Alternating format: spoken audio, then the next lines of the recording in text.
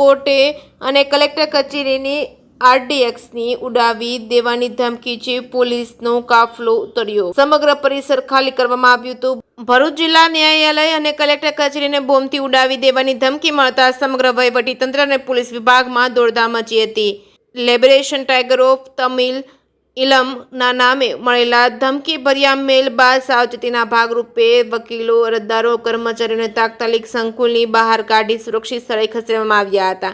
ઘટનાની વિગત મુજબ ગુજરાત હાઈકોર્ટ સહિતના રાજ્યની છ કોર્ટને એક જ પેટર્નની આરડીએક્સ થી ઉડાવી દેવાની ધમકી આપતો ઈમેલ મળ્યો હતો। ભરૂચમાં પણ જાણ થતાં સ્થાનિક પોલીસ, એલસીબી, એસઓજી અને બોમ્બ સ્ક્વોડની ટીમોએ કોર્ટ અને કલેક્ટર કચેરીના ખૂણે ખૂણામાં સઘન ચેકિંગ હાથ ધર્યું હતું। ભરૂચ બાર કાઉન્સિલ એસોસિએશનના પ્રમુખ પ્રદ્યુમનસિંહે જણાવ્યું હતું કે જજની સૂચના મળતા તમામ વકીલોએ કામગીરી અટકાવી પરિસર ખાલી કરી દીધું હતું। પોલીસ દ્વારા ડોગ સ્ક્વોડની મદદથી સમગ્ર બિલ્ડિંગની તપાસ કરવામાં આવી રહી છે।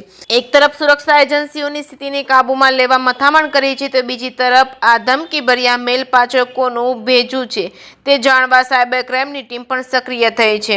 હાલમાં બંને મહત્વની કચેરીઓ પોલીસ છાવણીમાં ફેરવાઈ ગઈ છે। ચુસ્ત બંદોબસ્ત ગોઠવી દેવામાં આવ્યો છે કે સિંગુ સાથે કેતન મહેતા, ભરૂચ। આજ રોજ સવારે 11 વાગે એડીએમ બ્રાન્ચમાં કોઈ અજાણ્યા ઈસમ દ્વારા એવો મેલ કરવામાં આવ્યો છે કે સમગ્ર ભરૂચ બિલ્ડિંગને બોમ્બથી ઉડાડી મૂકવામાં આવશે તેવી સૂચના અમને તથા અમારી ટીમને મળતા અમે બધાએ ભેગા મળીને સમગ્ર કોર્ટ બિલ્ડિંગ ખાલી કરાવી દીધું છે અને દરેક પક્ષકાર અને વકીલ મિત્રોને સૂચના આપેલી છે કે જ્યાં સુધી પ્રશાસનની કોઈ આગવી સૂચના ન આવે ત્યાં સુધી કોઈ કોર્ટ બિલ્ડિંગમાં પ્રવેશ કરવો નહીં। અત્યારે કોર્ટ બિલ્ડિંગમાં એસપી સાહેબ તેમની સમગ્ર ટીમ લઈને હાજર છે અને બોમ્બની શોધખોળ ચાલુ છે।